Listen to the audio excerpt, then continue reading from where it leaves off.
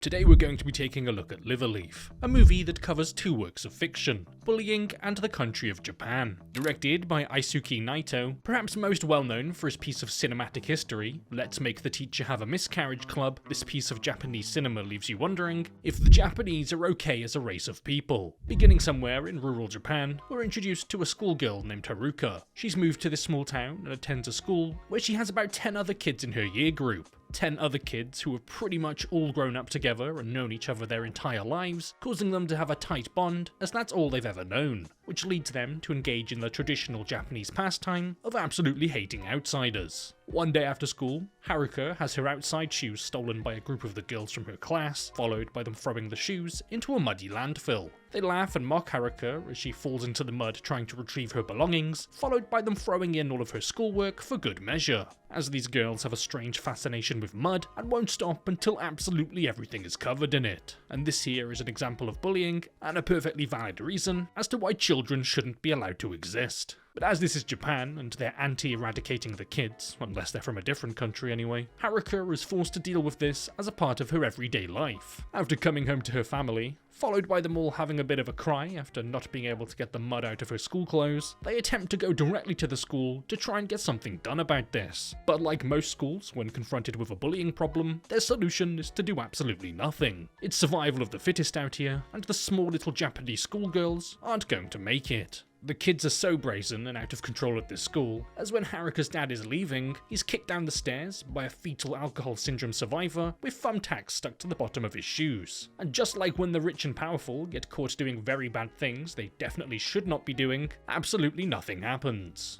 This sort of behaviour continues, as the students then proceed to put a dead bird in Haruka's desk at the school, all the while the teacher is present. The very same teacher that Haruka's father had just spoken to, as she does absolutely nothing about it, due to her extreme fear of little children. While they're all having some JFC, Japanese fried chicken, one boy in the class named Aba actually sticks up for Haruka, but the damage is already done. After going home and seeing the harm done to her father by someone's pet sperm, her parents tell her that they don't need to keep going to that school. And once the bullies take notice of this and realise that she's not coming in, they begin tormenting another girl named Roomie. They stab her with the Japanese person's weapon of choice, the thumbtack, and tell her that she needs to convince Haruka to come back to the school or she's going to be their next victim, as apparently they've got quite the thing for being mean to little girls or something. But after arriving at her home, she's told by Haruka that she won't be returning to school on account of being allergic to other people, something which causes the other girl Roomie to begin to panic as she knows what's going to be waiting for her upon her return. And just like that, Roomie has become their target. The ringleader of the girls, a student named Taiko, forcibly cuts Roomie's hair as she wouldn't dare stand up for herself, as we see that Roomie is beginning to lose it. Hating Haruka now as she deems it her fault as she's become the latest target, she tells Taiko and to the rest of the bullies that she hates Haruka and that she wants to kill her. Something which she may have said as a way to appeal more to the bullies as a like-minded person, but despite Taiko's horrible nature and constant abuse towards Roomie, Roomie appears to be somewhat infatuated with the girl and would very much do what she thinks what Taiko would want her to do. Meanwhile, Haruka and her younger sister are out for a walk when they come across Iba, the boy from her class who stood up for her the other day, as he's out in the woods taking pictures of the LIVERLEAF plant. A plant which he admires due to its resilience and determination to continue living despite the insurmountable odds it's faced against, as it will somehow survive the winter weather and even push the snow out of the way in order to flourish. Feeling something between her and the weird flower boy, she drops her younger sister back off at home and the pair go out for a walk together. They end up holding hands and even begin developing a relationship together while Iba takes pictures of her. But after they're done having a nice little time together, Haruka and Iba return to her home to see that it's currently on fire. Iba selflessly runs into the flaming inferno to try and save her family and comes back out carrying the severely charred and burnt remains of Shuko, Haruka's little sister. And somehow, despite looking like a french fry that's fallen to the bottom of the oven and has been recooked multiple times a week for the past month, she's still alive. But the same unfortunately cannot be said for her mother and father.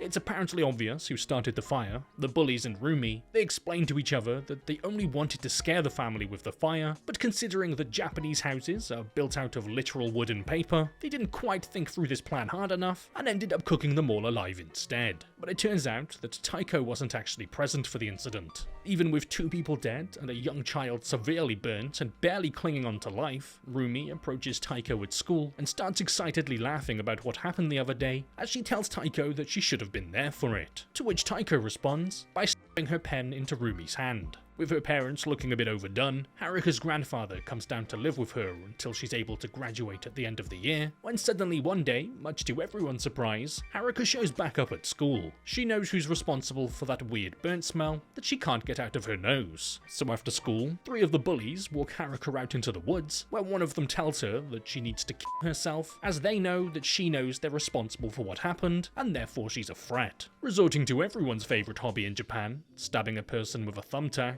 Haruka falls down into the pit where her shoes were thrown in before the murder, but now, instead of mud, the pit is full of snow. The bully pulls out a knife and tells Haruka that after she saw her mother violently burned to death, it made her feel alive inside. And thinking that it's opposite day, Haruka, finally having enough of how these other people are treating her, decides to make her feel very much not alive. She grabs a nail and thrusts it into the girl's eye socket, causing it to bulge from her skull, before picking up a metal pole from the ground and viciously beating her to death with it, as the 2 other bullies look on in complete horror as they're no longer the aggressors in control. Picking up the knife that she was told to end herself with, she then slices off 2 fingers from one of the girls before slicing the Achilles of the other. And when that girl tries to put her foot back down, the weight causes the Achilles tendon to snap in half as her foot completely separates from it. After that girl falls backwards and cracks her skull open, Fingerless is trying to get away, but apparently cannot navigate a basic space without the presence of her fingers, causing her to stay in the pit with Haruka, who then proceeds to beat her to death with the metal pole. After reaching the end of her tether with her bullies, what she started can no longer be stopped. One of the boys from the group decides to leave school for the day after seeing the police arrive because he thinks that they're here about the murderous arson, when in reality they're probably just here for the 3 missing girls. And while alone on his way home, he ends up coming across Haruka, and despite being one of the people responsible for the horrific deaths of her parents and brutal burning of her child sister, he proceeds to knock her to the ground and continue to treat her in the exact same way that he always has. But after he pushes her down, he realizes that he's been stabbed. After looking down to see that Haruka's been playing around in his holes, she slices his cheek open after getting back to her feet. Suddenly overcome with the inability to not walk, he repeatedly falls to the floor as Haruka slowly and calmly approaches the boy as he desperately tries to escape. But being no match for a literal 12-year-old girl, and also gravity, he accidentally falls backwards down a hill and snaps his leg in half at the bottom. After taking a look at him, Haruka decides to leave him there to either bleed out from his wound or to freeze to death in the brutal Japanese winter. The surviving bullies, using the collective 3 brain cells they share between them, realize that Haruka is likely the one behind the disappearances of their friends, and know that they're more than likely going to be next unless they do something about it. So that's exactly what they decide to do: strike first. The 2 boys stalk her in the woods as they follow her with a crossbow and an air pistol when they're given the perfect opportunity to take their shot. A shot that they completely botch, despite her being perfectly still. And despite the fact that they're hunting a fellow human being for their own amusement, they're nonchalantly talking and joking about it as it's nothing more but a harmless game for them. Something to do for a little bit of fun to pass the time. After splitting up and trying to track down the incredibly dangerous creature known as a little Japanese schoolgirl, one of the boys tackles her to the ground and threatens her with his air pistol before trying to kiss her. After getting rejected due to his flirting technique of knocking her to the ground not quite working, he proceeds to become rather upset and reaches for his knife. But being 1 step ahead of him, Haruka's already reached for a pair of pliers and shoves them into his nostrils before giving him a non-consensual septum piercing. The one with the crossbow is attempting to get a good line of sight on Haruka, but is struggling to on account of one nostril flailing around the place, which results in a bolt being fired directly through his skull and not Haruka's. His friend then turns around looking like a Japanese unicorn, and with a bolt hanging out both sides of his head, runs towards the other boy while professing his love for Haruka. In the strange and confusing scuffle between the pair, the other boy accidentally pushes the bolt further into his friend's skull, killing him with a Japanese lobotomy. And suddenly realizing that things are getting a bit too real for him now, he attempts to run away before Haruka disembowels him, followed by her practicing her chiropractic skills by stabbing him in the back of the neck. After killing a couple of dudes in the woods for the fun of it, Haruka returns to her grandfather's house covered in blood, where he sees it. But luckily for Haruka, she's got a cool grandpa that doesn't mind a little bit of murder from time to time and doesn't even question her about it. The next day, Aiba comes to visit her, and she finally breaks down crying for the first time since the cold and calculated killings began in response to the hot and crispy killings of her family. Since the deaths and burning of her sister, Haruka hasn't been able to say a single word, but Aiba tells her that he's going to be the one to protect her, which causes her to finally speak again as she says thank you, followed by him looking at her like, "Damn, I preferred it when you couldn't talk." And then they share a little blood kiss for some reason. Must be a Japanese thing. Much like hanging around in landfills in the middle of the night must be a Japanese thing. As one night, that's exactly what Roomie does. And while out there, she makes the discovery of the 3 girls initially killed by Haruka. Something which she doesn't report because who's gonna be interested in a couple of dead girls anyway? And we're then given a bit of a glimpse into what really happened the day of the house burning. And the dad burning. And the mum burning. And the sister burning. After Roomie told the group that she wanted to kill Haruka, they all suddenly took notice of her, followed by her saying that she would pour kerosene all over the house and light a fire in order to make it appear as an accident. And after school, with the group of bullies, she has a canister and is ready to actually do it. She appears to only be doing this in order to gain some sort of admiration from Taiko, but as Taiko decides to go home and leave them to it, it only boldens her decision to do something drastic to gain her attention. And after she discovered the bodies in the woods, Roomie calls Taiko to tell her that she's going to be killed, where Taiko honestly couldn't even care less. At least that's the way she's trying to portray herself, as after hanging up the phone call, she proceeds to bite into her hand and cry after being faced with the harsh reality of the role she's had to play in this. So in an effort to try and put things right, she goes to pay Haruka a visit to give her back a CD that she had Roomie take for loot when she tried to get her back into school. Taiko attempts to apologize to her for the way that she's been treating her, but not exactly being great with words and stuff, ends up asking her if she's an idiot or something. It turns out that Taiko hasn't always hated Haruka for just simply existing. When Haruka originally moved to the school, the pair were actually quite close, but it wasn't until Aiba started showing interest in Haruka that things changed. Not because Taiko was jealous and interested in him, but because Taiko was jealous and interested in her. And you know what they say, treat 'em mean, keep 'em keen. After falling to her knees and begging for forgiveness, surprisingly, Taiko isn't brutally killed in some sort of thumbtack-related accident and is actually able to walk away. But as she leaves, she's confronted by Roomie, someone who was once obsessed with Taiko, but now views her as weak. And wanting to kill everything that she dislikes in true Japanese fashion, she then rushes at Taiko with a knife in hand, where she's able to slash her leg and hit her in the face with a rock. And while she's disoriented from catching that rock with her eye socket, Roomie then sprints towards her, before repeatedly thrusting the knife through Taiko's hand, just like she did to her that one time with the thumbtack.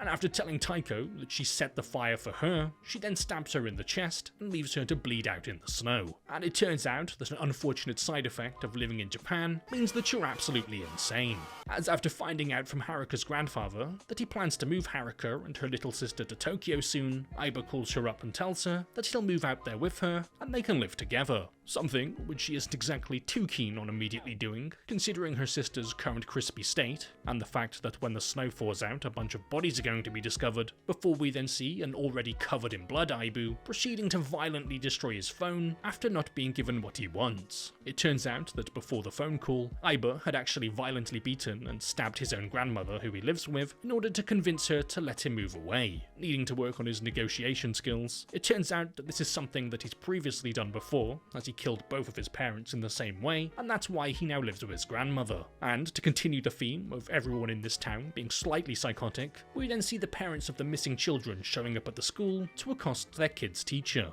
It turns out that she too was horrifically bullied at school and only decided to become a teacher and to come back in order to make the friends that she was never originally able to make. Something which didn't exactly go to plan, as she would once again be ruthlessly bullied by a group of angry 12-year-olds. She hadn't been putting a stop to the bullying because she wanted the bullies to like her, something which after sharing with the parents causes her to puke out of anxiety, followed by her running away from the school building. Running being a thing that she's apparently not very good at, as somehow she ends up being on the floor instead. The floor, which just so happens to be directly in front of where a snowplow is heading, followed by her being shredded to pieces in front of all of the parents, as it's homegrown Japanese mincemeat for everyone. Roomie, in a stupid little psychotic way, decides that for some reason she better go and finish off Haruka's little sister, and not only kill her, but attempt to burn her alive again, as she really hates children. But her plan doesn't work as she's confronted by Haruka, and she runs away. and while Haruka is there, suddenly her grandfather is rushed into the hospital after being violently attacked, suspiciously right after Aiba had paid him a visit. And after she goes to confront him about it, she finds his hands covered in blood. He attempted to use his words to communicate with her grandfather, but because he's dyslexic, he got confused and accidentally ended up using his fists instead.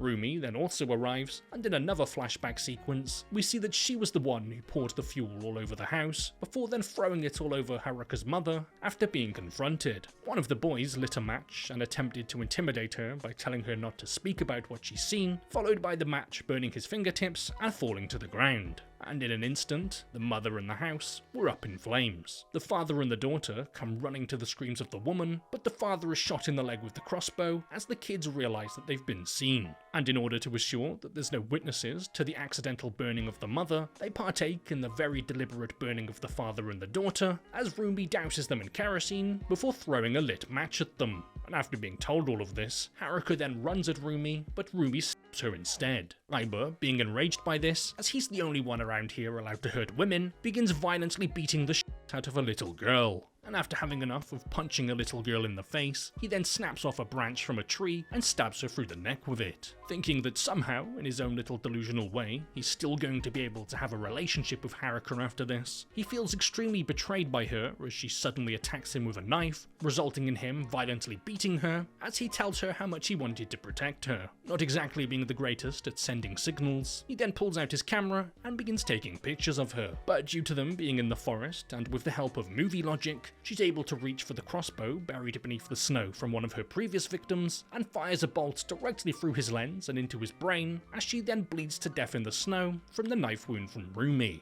This very normal and definitely not completely insane movie then comes to an end with us seeing Taiko as she actually survived her encounter with Roomie as she graduates from middle school, being the only person from the group to actually survive.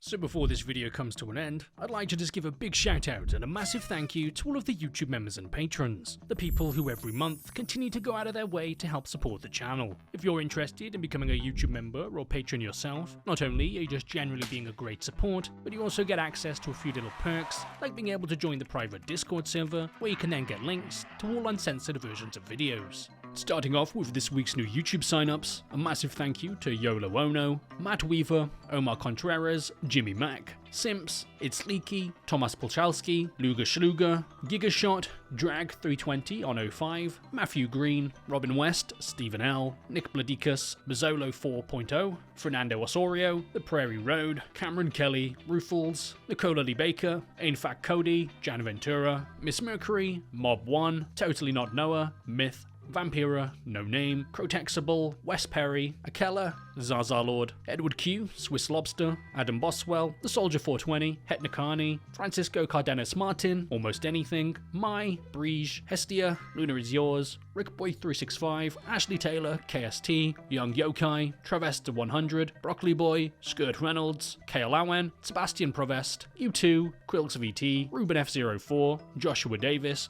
Fundy25, Dre Azak, Ananana, B-Moose, Stinkbug, Pixel Gaming, Sky Panda, and N Masters. Now moving over to this week's new Patreon signups, a massive thank you to Cam Asbill, Henrik, Stove, Lugal, The Mango, Jack Lahan, Robert Nebby, Alex Howard, Helen Swindlehurst, Shadows Nick, Jordan, Jimmy Allen, Steve Richardson, Livers, Anthony Reyes, Ethan Rode, Rat Mari, Lou Bird, Dariz, Nico Joe, Clayton Shipley, Michael Myers, Addison Diaz, Austin Diaz, Grave Robber, Sebastian Paul, Cosmic, George Ortega, Wes Perry, Sapuku, Sapphire, Valentine Soup, James David, Christian Bassinger, Alexander Benny, Trey Howard, SKSR, Horpia, Selena, Gaming Chefs, Tia Lily, Jocelyn LaForce Regley, Sammy Wiazi 65, Cameron, Gene Martin, Acronix, Sven Rossell, Avin Flang, Another J, Matthew H56, Noah D. Greenberg, Keegan Manoz, Ashton James, Hess, Liam Good, Major Numeros,